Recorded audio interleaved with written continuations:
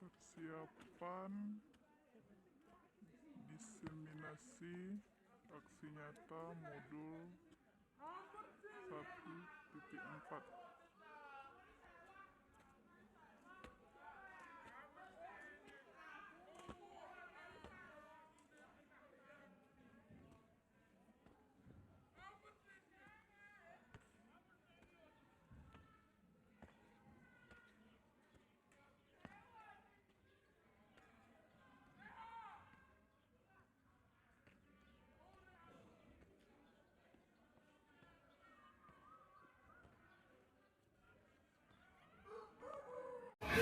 Assalamualaikum warahmatullahi wabarakatuh. Salawat dan ucapan salam, puji syukur kepada Allah yang telah memberikan kita kesehatan dan kesempatan pada hari ini sehingga kita bisa berkumpul di ruangan yang sangat sederhana.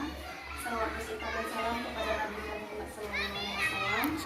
Saya banggakan dan saya hormati rekan sejawat saya, Bapak Ibu Guru SDN Tigalokok. Baiklah, perkenalkan, mungkin saya perkenalkan hanya sebenarnya karena sudah kenal semua, tapi untuk Kabupaten Aceh Timur. Ya, kali ini saya akan berbagi pengalaman terkait aksi nyata saya atau tugas saya dalam modul budaya positif, yaitu menyebarkan pemahaman dan pengalaman penerapan budaya positif dan saling mendukung dalam mewujudkan budaya positif dan menjadi bagian dalam kemajuan pendidikan di sekolah kita tercinta dengan terus bergerak, tergerak dan menggerakkan. Ya, itu adalah motivasi dari calon guru penggerak. Bapak Ibu guru, kita bernyanyi terkait dengan profil pelajar Pancasila. Mungkin kita sudah mendengar kata-kata profil pelajar Pancasila ini dari 2 tahun ke belakang ya, karena berkaitan dengan kurikulum Merdeka Belajar. Akan tetapi mungkin belum tertanam di hati kita dan juga peserta didik kita.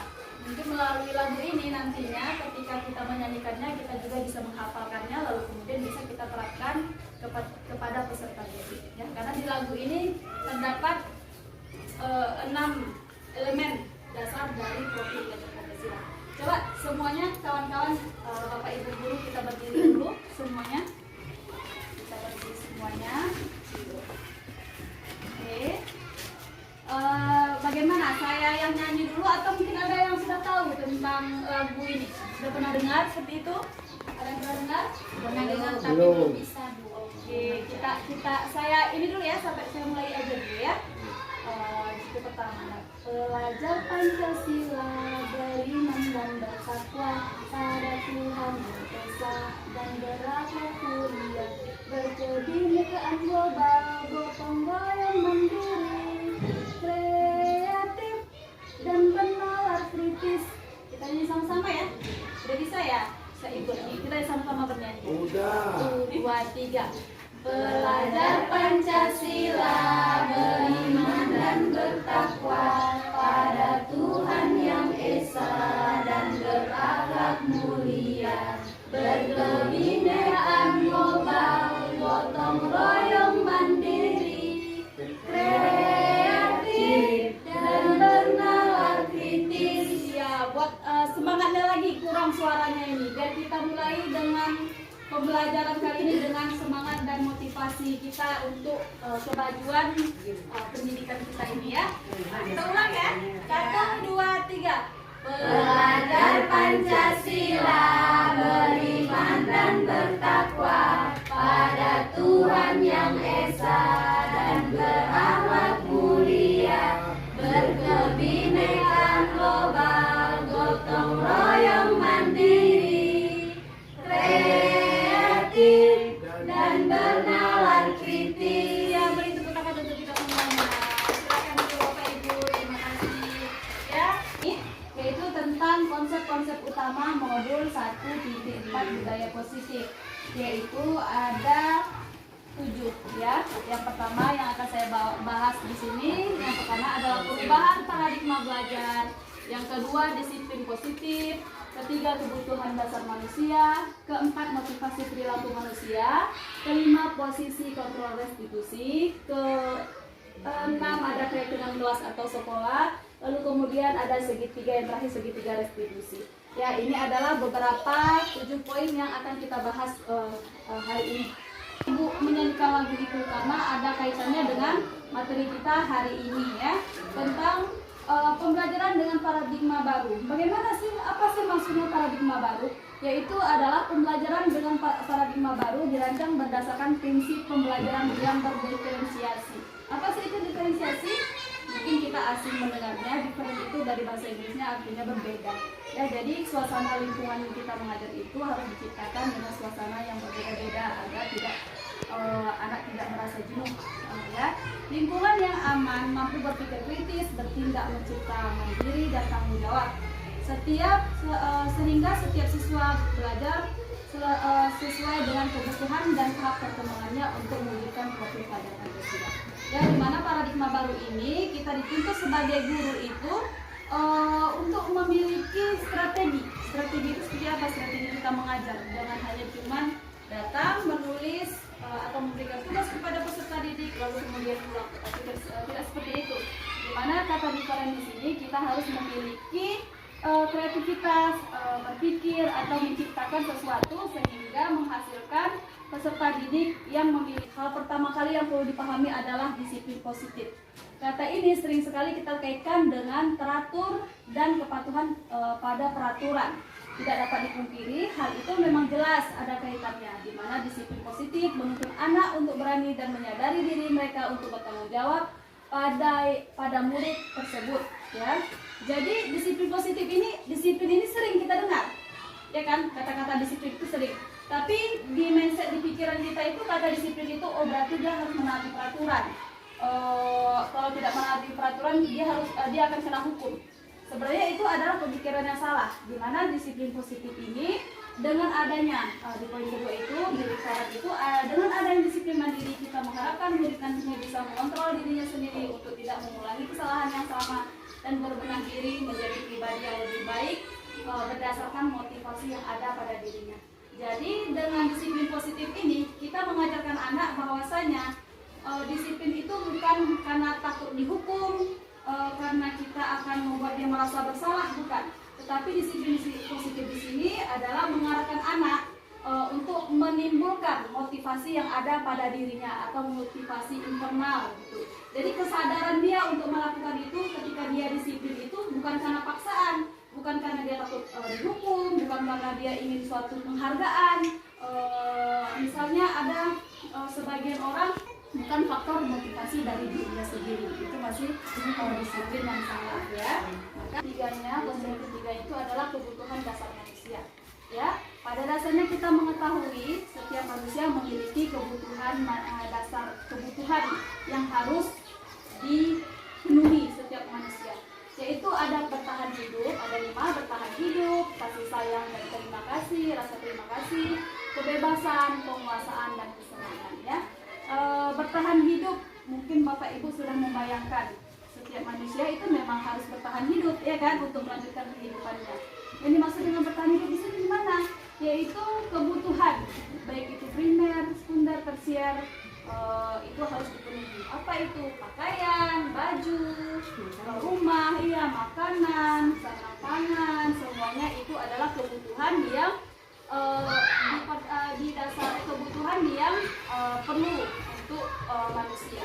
Ya, lalu kemudian ada kasih sayang dan rasa terima kasih. Manusia butuh nggak rasa kasih sayang sama terima kasih? Butuh ya. Ketika kita misalnya itu ada kesenjangan rasanya, karena dia itu butuh disambut seperti itu. Itu namanya kebutuhan kasih sayang. Dan rasa terima kasih apa? Ketika kita berbuat baik kepada orang, ada imbalan untuk diucapkan terima kasih seperti itu. Jadi kebutuhan itu harus ada pada diri manusia. Lalu ada penguasaan. Apa sih penguasaan? Penguasaan itu adalah power atau kekuatan. Bukan berarti kita menjadi kepala sekolah atau memimpin sesuatu itu kita sudah menjadi power atau berkuasa, bukan. Tetapi kekuasaan di sini adalah berani menguasai diri kita sendiri. Ya, bagaimana cara masuk dalam penguasaan atau kekuatan? Lalu kemudian kebebasan. Ya, setiap manusia itu membutuhkan kebebasan dalam berpendapat. Kita malahan ada hak asasi manusia, itu adalah kebutuhan yang harus kita lengkapi. Lalu kemudian ada kesenangan. Kesenangan itu seperti apa? Hampir sama dengan kasih sayang dan terima kasih. Mungkin kalau disambut dengan sampai pagi, siang, sore itu penat, ya kan, capek, lelah seperti itu. Tapi dengan adanya kesenangan kita bisa jalan-jalan, kita healing istilahnya kalau sekarang. Untuk konsep yang keempat itu adalah teori motivasi perilaku manusia. Ya, motivasi merupakan dorongan diri untuk menjadi lebih baik. Motivasi tersebut dapat diperoleh dalam diri dan dari luar, ya. Jadi motivasi itu terdiri dari 3, yaitu menghindari ketidaknyamanan dan hukuman, untuk mendapatkan imbalan atau penghargaan dari orang lain, dan yang terakhir untuk menjadi orang yang mereka inginkan, menghargai diri sendiri dengan nilai-nilai kebajikan diri sendiri. Jadi poin yang ke-1 dan ke-2 ini, yaitu menghindari ketidaknyamanan dan hukuman, seperti yang saya jelaskan tadi di awal, yaitu ada kedisiplinan itu berkaitan dengan menghindari ketidaknyamanan. Misalnya contohnya tadi seperti yang saya katakan, ada seorang ibu guru seperti itu, dia rajin ke sekolah ketika dia mengetahui bahwasanya ibu kepala sekolahnya kebetulan datangnya cepat seperti itu. Jadi dia pun datang ke sekolah itu karena takut ataupun karena mengharap pujian dari kepala sekolah tersebut seperti itu. Itu adalah menghindari ketidaknyamanan atau hukuman, ya. Lalu kemudian ada untuk mendapatkan imbalan atau penghargaan dari orang lain. Ini sifatnya seperti misalnya dia rajin datang karena sebenarnya dia tidak rajin datang, tetapi ketika itu ibu kepalanya membuat pengumuman bahwasanya akan dipilih guru teladan misalnya seperti itu, ya. Lalu tiba-tiba guru yang memang biasanya ini tidak pernah rajin datang, tiba-tiba dia rajin datang. Untuk apa? Karena dia ingin mengharapkan imbalan dan penghargaan. Kedua contoh ini tadi adalah bagian dari, kita contohkan itu adalah bagian dari motivasi eksternal. Maksudnya di mana? Dia melakukan suatu kedisiplinan, melakukan suatu kebaikan itu karena adanya pengaruh dari luar, ya. Dia melakukan sesuatu itu karena ada menginginkan sesuatu, atau dia melakukan sesuatu itu karena dia merasa tidak nyaman. Udahlah lakuin aja daripada diomongin sama kawan-kawan. Sering ya kita seperti itu. Datang aja lah ke sekolah. Nanti kalau nggak datang, saya diomongin sama kawan-kawan. Saya tidak nyaman seperti itu. Itu adalah motivasi yang masih dipengaruhi dari luar, bukan dalam diri dia. Lalu kemudian kita begitu juga dengan murid, ya. Kalau tadi saya mencontohkan dengan guru, ini saya mencontohkan dengan murid. Jadi motivasi dari eksternal di murid itu juga banyak.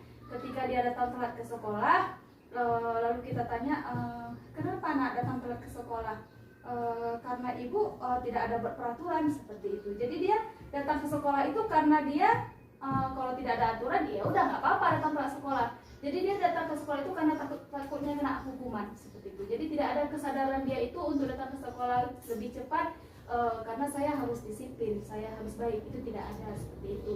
Lalu untuk mendapatkan imbalan untuk penghargaan, jadi dia mengerjakan tugas, mengerjakan PR atau mengerjakan proyek-proyek yang kita kasih itu karena dia mungkin mengharapkan imbalan. Kalau misalnya Ibu Noni tadi janjinya kalau saya menyiapkan PR tepat waktu atau mengerjakan tugas hari ini tepat waktu, saya akan dikasih hadiah seperti itu. Jadi itu kan masih motivasi eksternal yang ada pada diri anak. Jadi tugas kita untuk bagaimana cara kita ketika anak ini yang masih memiliki motivasi eksternal ini kita tanamkan agar ia memiliki motivasi internal, yaitu dengan cara apa? Mengubah diri kita terlebih dahulu. Ya, kita ini adalah teacher center. Maksudnya apa? Untuk digugu dan ditiru. Jadi apapun yang kita lakukan ini akan ditiru oleh peserta didik kita. Ketika kita baik, kita memiliki motivasi internal dalam diri kita tanpa dari orang lain, tanpa melakukan perbaikan itu untuk diri kita sendiri, maka otomatis anak kita ini akan mengikuti kita. Jadi istilahnya kita ini seperti role model. Role model itu seperti ya itu tadi ditiru, ya. Ketika itu sudah terwujud, maka anak itu akan menjadi orang yang memiliki keinginan dan menghargai diri sendiri dengan nilai-nilai kebajikan yang ada pada dirinya sendiri, ya. Itu jadi berhasil dia.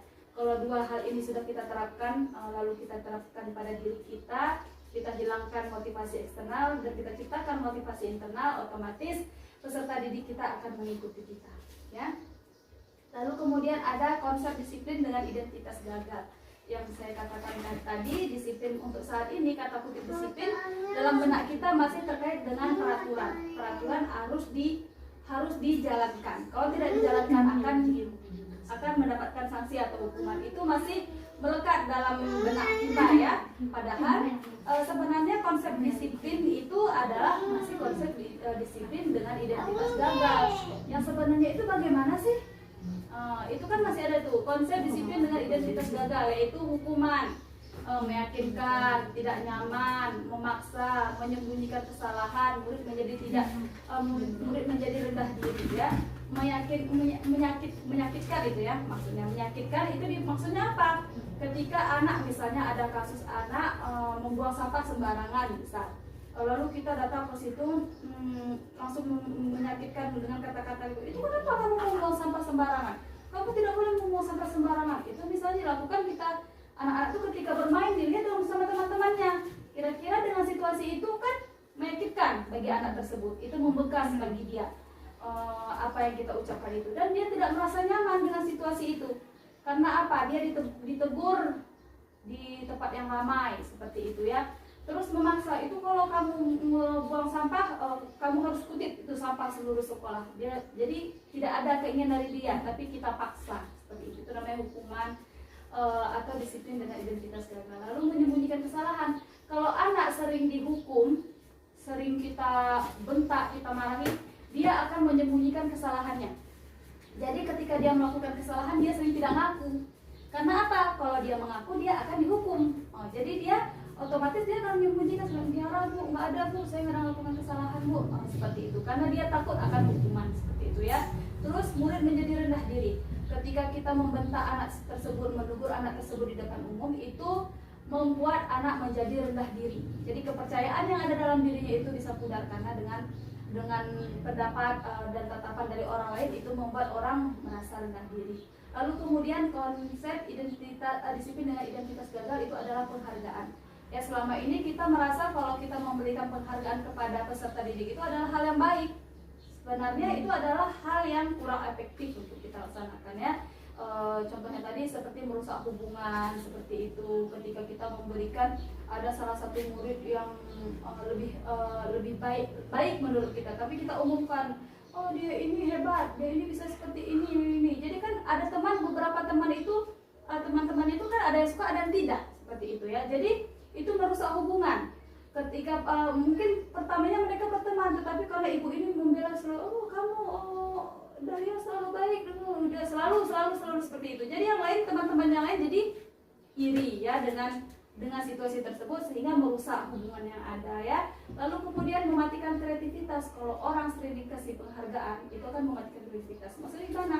Maksudnya adalah dia menciptakan sesuatu itu bukan karena dari dirinya sendiri, tapi dia menciptakan sesuatu itu karena dia nanti akan mendapat penghargaan, akan diakui seperti itu. Jadi tidak ada motivasi untuk diri dia dari dirinya sendiri.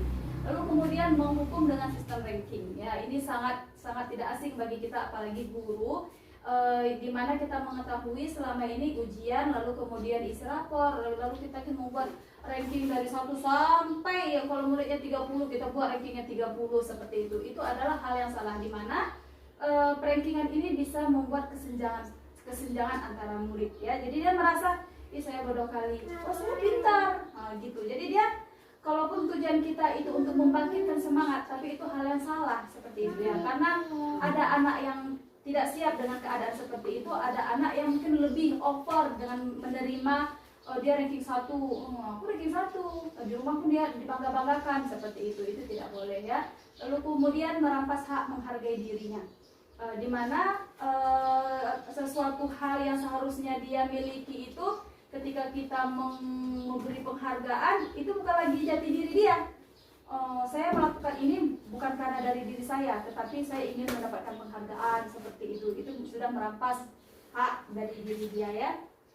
Lalu kemudian konsep disiplin pendekatan restitusi, yaitu sebuah cara menanamkan disiplin positif pada murid. Pengertian sebelum kita melangkah ke pendekatan restitusi, kita akan menjelaskan terlebih dahulu pengertian dari restitusi. Apa sih restitusi? Restitusi adalah proses menciptakan kondisi bagi murid untuk memperbaiki kesalahan mereka sehingga mereka bisa kembali pada kelompok mereka dengan karakter yang lebih baik. Itu menurut Bosen tahun 2004 ya. Jadi awal sebelum kita mengenal pendekatan restitusi ini, kita masih menghukum anak itu tanpa memikirkan perasaan anak ketika kita sudah mengembalikan dia ke lingkungan sosialnya. Kita panggil dia ke kantor, ini sering kejadian, kita panggil ke kantor, kita hakimi dia, dilihat dengan teman-temannya yang lain. Itu bisa saja waktu dia kembali ke kelompok itu, mereka akan diolok-olok sama temannya. Tadi kamu nusuk, tadi kamu nyuri kan, kata kayak gitu. Tadi kamu nak marah kan karena kamu seperti ini. Jadi itu tidak boleh. Jadi ketika dia kembali ke lingkungannya itu, dia merasa tidak nyaman. Jadi ada tahapan-tahapan ketika kita ingin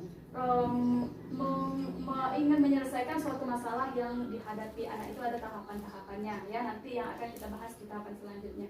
Lalu kemudian ciri-ciri restitusi. Kalau di sini pertama ada restitusi bukan untuk menebus, namun untuk belajar dari kesalahan ya. Lalu kemudian memperbaiki hubungan. Terus yang ketiga, restitusi adalah tawaran bukan paksaan ya. Lalu kemudian restitusi menuntun untuk melihat ke dalam diri. Kelima, restitusi mencari kebutuhan dasar yang mendasari tindakan. Keenam, restitusi diri adalah cara yang paling baik. Ketujuh, restitusi fokus pada karakter bukan tindakan. Kedelapan, restitusi menguatkan. Kesembilan, restitusi fokus pada solusi. Lalu ke-10, restitusi mengembalikan murid yang berbuat salah pada kelompoknya. Ini adalah ciri-ciri restitusi. Lalu kemudian kita sambung, sini ada 5 posisi kontrol restitusi yang ada, yang biasanya itu guru sering lakukan. Yaitu pertama itu menghukum. Jadi guru itu hobi menghukum. Kalau anak buang sampah sembarangan dihukum. Kalau anak tidak memakai sepatu dihukum. Kalau kamu tidak pakai sepatu nanti aku habis upacara kamu dijemur. Atau kalau kamu datang terlambat dihukum. Itu sering kita lakukan. Sebenarnya itu adalah hal yang kurang baik ya. Lalu kemudian membuat orang merasa bersalah. Membuat orang merasa bersalah apa? Kita menghakimi. Ya katin di perlu. Anak katin sebut bapak agar apa Kenapa kamu sebut nama ayahnya? Kenapa kamu seperti ini? Kita membuat orang itu merasa bersalah atas tindakan yang dia lakukan, itu juga tidak baik. Lalu kemudian ada sebagian guru itu menjadi atau menempatkan posisinya itu menjadi sebagai teman, itu ada. Ya, bagaimana dia caranya merangkul, itu ada sebagian tuh. Misalnya kayak anak-anak seperti itu dekat sama kita, itu juga tidak boleh rupanya. Posisi teman itu di mana posisi teman ini dapat merugikan dirinya dan diri kita. Misalnya kan, kenapa kamu berbuat salah? Sebenarnya jangan seperti itulah. Jadi dia kurang menghargai kita. Dia menganggap kita itu teman. Jadi dia tidak mendengar apa yang kita katakan, apa yang kita larang kita ucapkan kepadanya. Itu dia nggak peduli. Karena kita sama dia itu sudah jadi teman, seperti teman. Jadi dia menganggap ya yang kita ucapkan itu itu cuma teguran seperti itu. Itu juga tidak baik ya.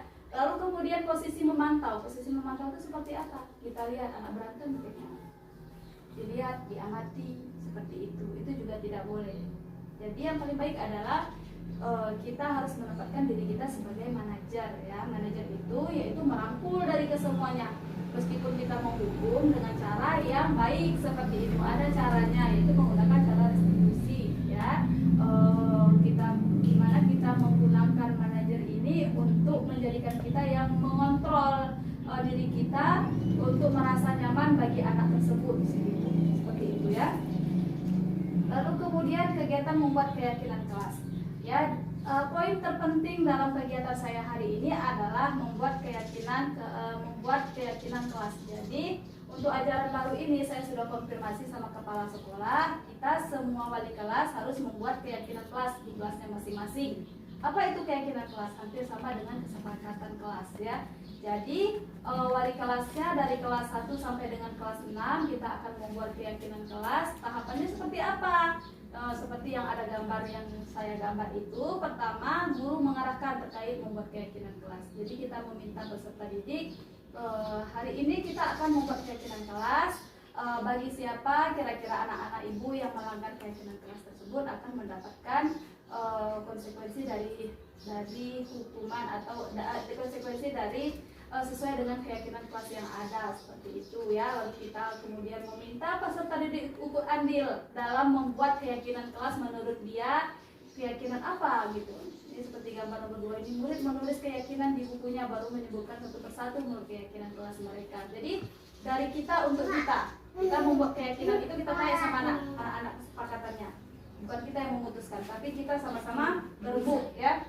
Kira-kira kita akan berkeyakinan kelas. Kira-kira keyakinan pertama keyakinan kelas kita yang pertama apa?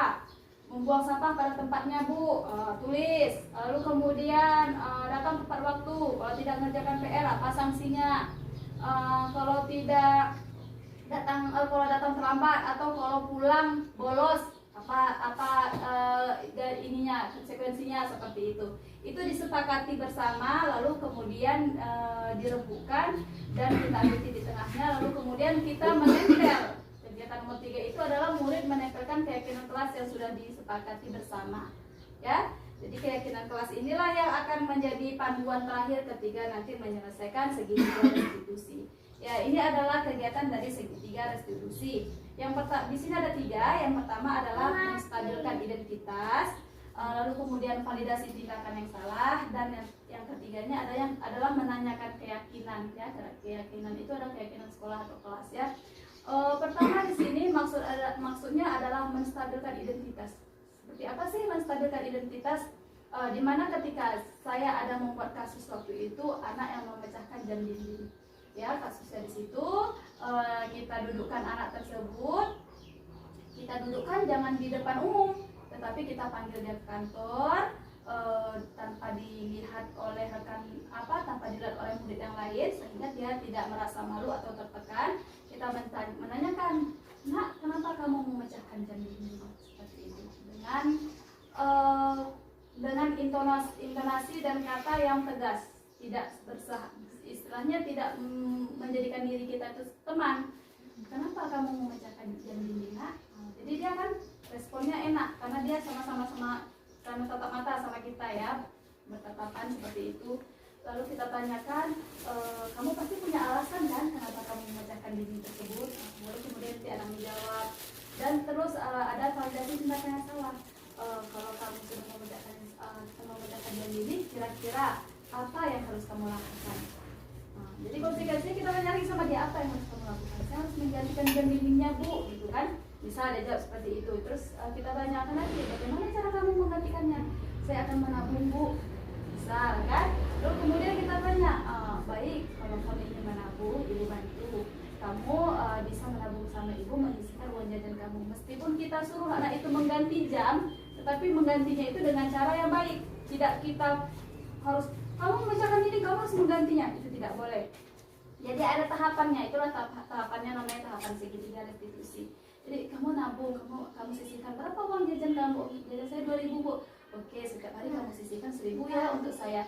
Jadi di samping kita di situ mengajarkan anak itu untuk pandai menabung, kita juga mengajarkan anak itu tentang cara bertanggung jawab ya dari pemecahan masalahnya. Lalu kemudian kita menanyakan keyakinan kelas. Berdasarkan keyakinan kelas yang kita miliki, kembali ke poin yang pernah yang sebelumnya ya, tentang membuat keyakinan kelas. Jadi kita memecahkan masalah itu dengan menanyakan keyakinan kelas. Berdasarkan keyakinan yang sudah kita miliki, keyakinan mana yang sudah kamu langgar, Nak? Tanggung jawab, Bu, misalnya. Tanggung jawabnya apa? Tanggung jawab untuk menjaga kelas, kenyamanan kelas, keamanan kelas. Jadi dia udah tahu kesalahan dia itu. Baik, dengan kesalahan yang sudah kamu lakukan, kira-kira kamu akan mengulanginya atau tidak? Tidak lagi, Bu, seperti itu. Jadi permasalahannya itu dia, yang kita hadapi pemecahan masalahnya itu dia merasa nyaman sama kita. Berbicaranya itu tanpa kita mengintimidasi dia. Jadi ketika dia kembali lagi ke masyarakat, kembali lagi ke lingkungan dia, kembali lagi ke sosial dia merasa percaya dirinya itu ada. Karena kita tidak memojokkan dia atas kesalahan yang sudah dia lakukan ya. Ini ada video contoh penerapan segitiga restitusi yang sudah saya katakan tadi. Bentar ya, karena suaranya kecil.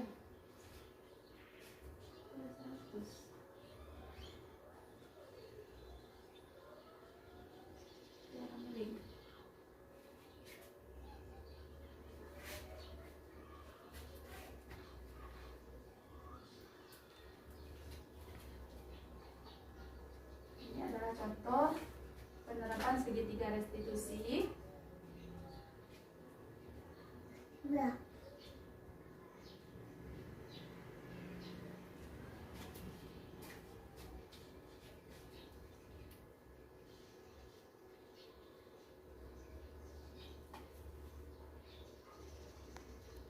Temannya terus beberapa keesokan harinya karena waktu itu tidak sempat.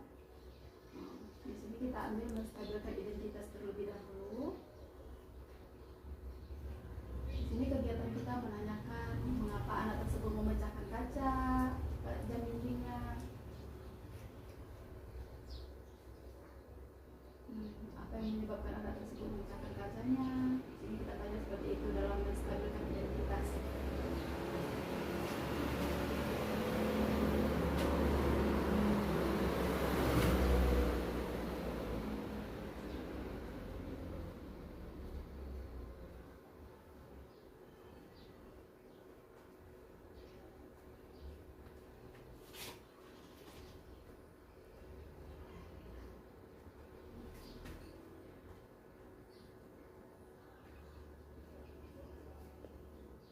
Terakhir kita menanyakan keyakinan kelas ya.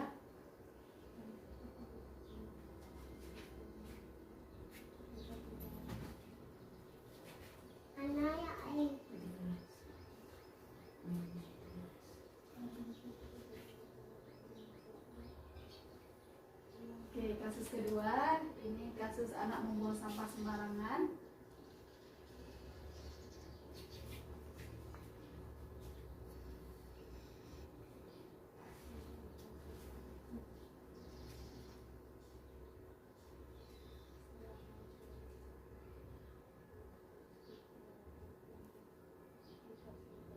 Di sini guru-gurunya membentak murid tersebut di depan umum sehingga anak tersebut menangis. Beberapa saat kemudian guru wali kelasnya memanggil anak tersebut dan menanyakan pertama tetap menstabilkan identitas.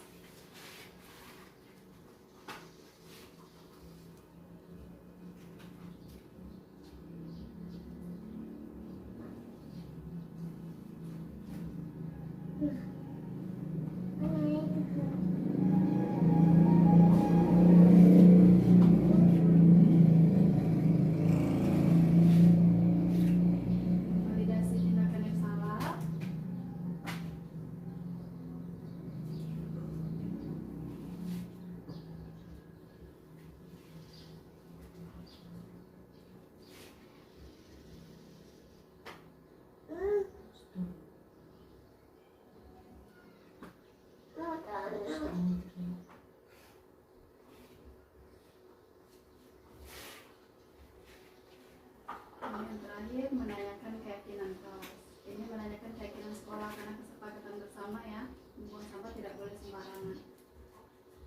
Menanyakan keyakinan sekolah.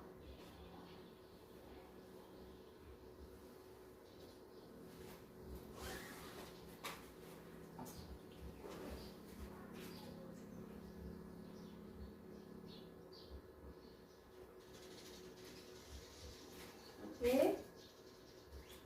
Terima kasih kepada rekan-rekan kerja saya semuanya, Bapak Ibu guru yang sudah bersedia meluangkan waktu Bapak Ibu untuk mendengarkan sedikit pemaparan saya terkait dengan aksi nyata modul 1.4 budaya positif. Saya ucapkan terima kasih banyak. Assalamualaikum warahmatullahi wabarakatuh. Waalaikumsalam warahmatullahi wabarakatuh.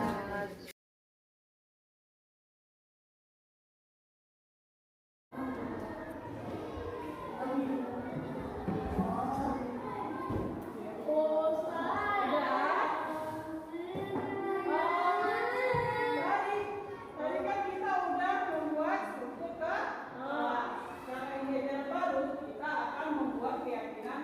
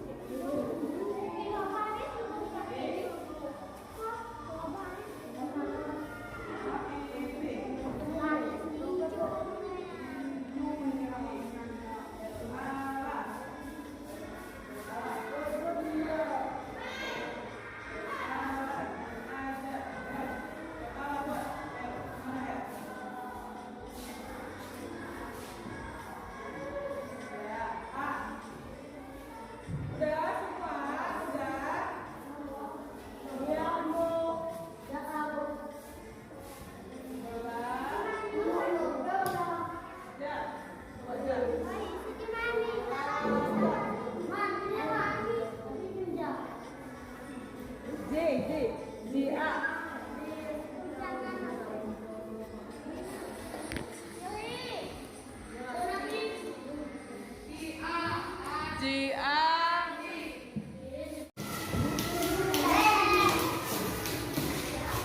Nggak apa-apa, nggak berurut. Acak juga nggak apa-apa.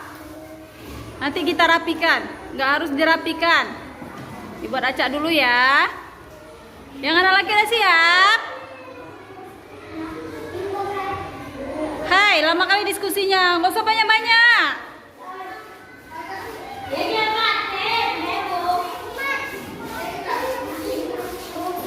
Ya, tempel terus. Yang laki boleh sebelah situ juga nggak apa-apa.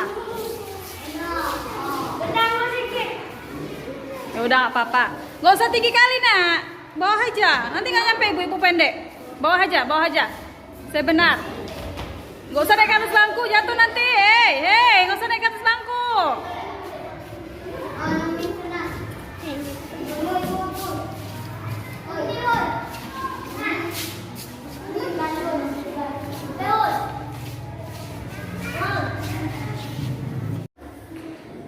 Jadi kita sudah membuat kesepakatan ke kelas. Jadi ini adalah kesepakatan yang anak ibu buat. Yang pertama ini hampir bersamaan ya, makanya ibu kelompok-kelompokkan karena hampir bersamaan. Tidak boleh atau intinya harus memakai pakaian yang rapi. Ya, bagaimana dikatakan rapi? Memakai. Kesepakatannya di sini tertulis memakai pakaian yang rapi dan sopan, ya. Tidak, di situ masuk tidak boleh memakai sepatu selain warna hitam, memakai seragam sekolah. Tahu kan seragam sekolah? Topi, dasi, baju sesuai dengan hari yang sudah tentukan, sepatu, kaos kaki, jilbab yang buat perempuan. Oke? Ya, disepakati ya bersama ya. Ya. Lalu kemudian tidak boleh tidak boleh makan di kelas. Oke. Kesepakatan kedua tindak apa namanya? Keyakinan kelas kita yang kedua tidak boleh makan di jam belajar, ya, di jam belajar.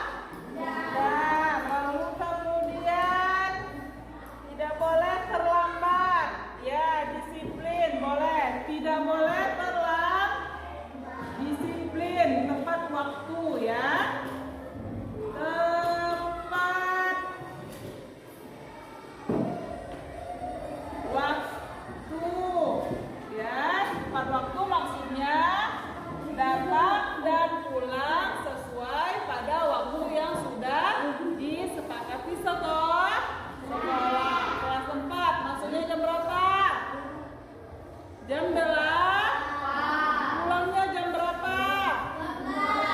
Ya, jadi kalau pulangnya jam 11 akan mendapatkan teguran dari ibu, bukan hukuman ya.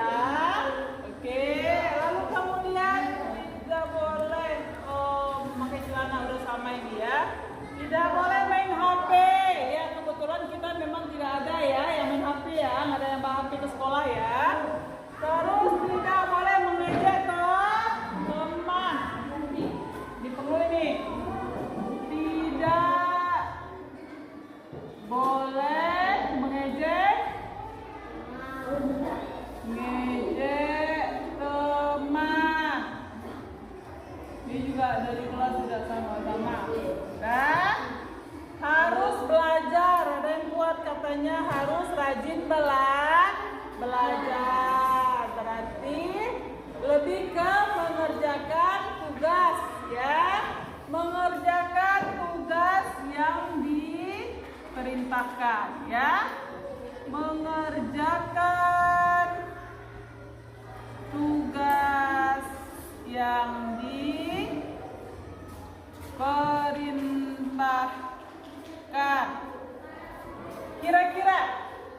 perlu tambah nggak keyakinan kelas kita apa lagi?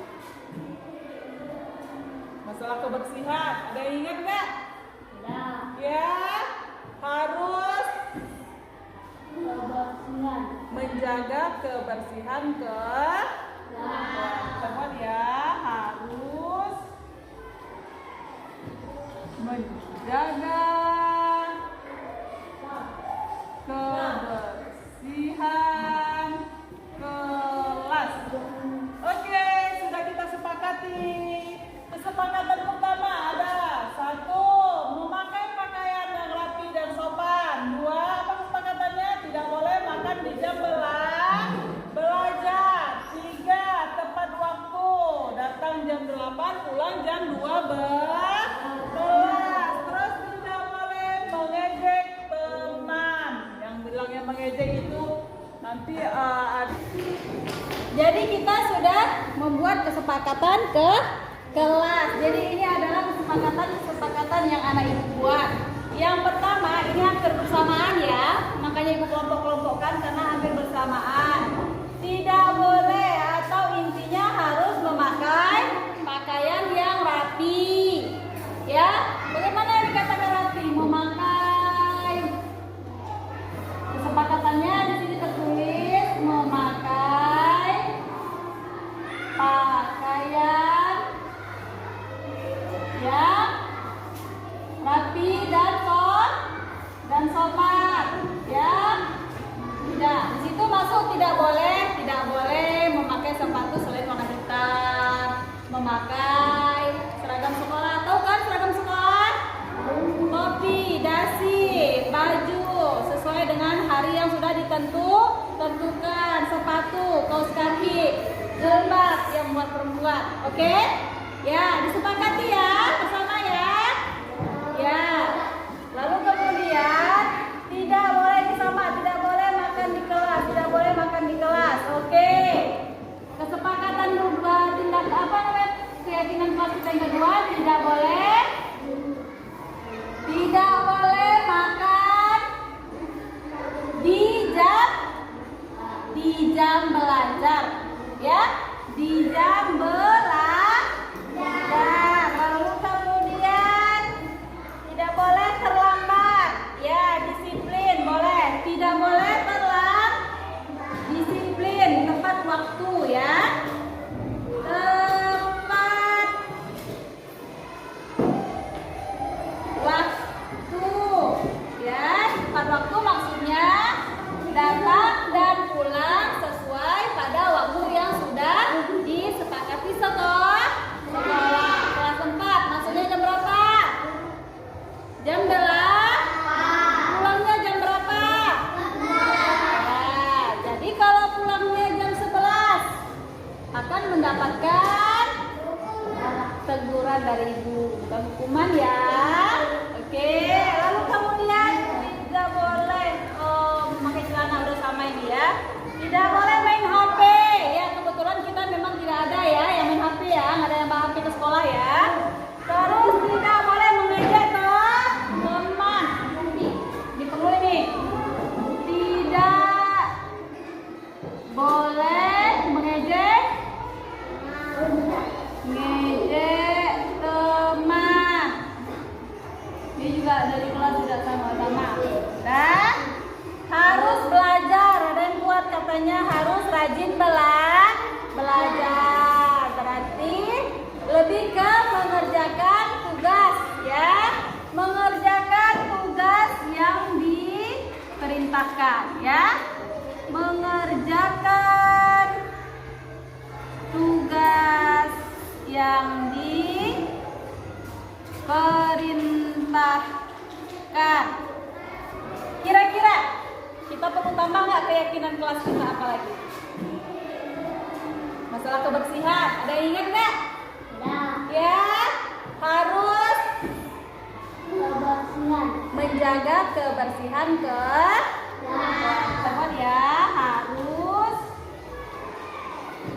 menjaga kebersihan kelas. Oke, sudah kita sepakati. Kesepakatan pertama ada 1,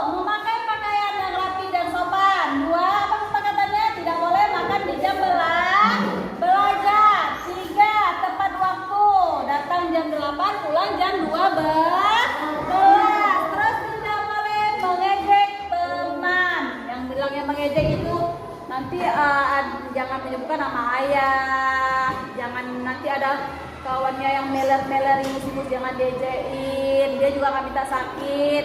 Terus mungkin ada lagi apa, jangan diejek ya, tidak boleh ya.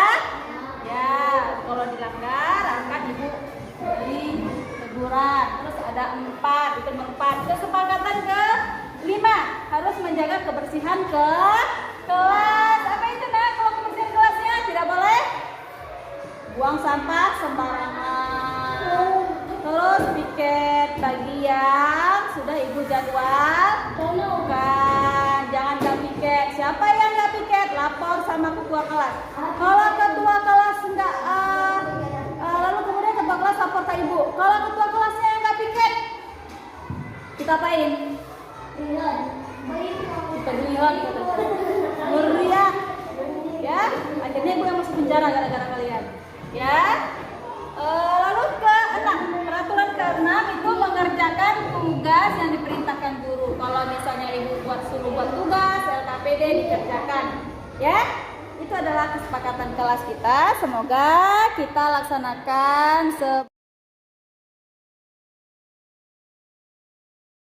Assalamualaikum warahmatullahi wabarakatuh. Saya kepala sekolah dari Ibu Noni Jirohmita. Saya mengapresiasi apa yang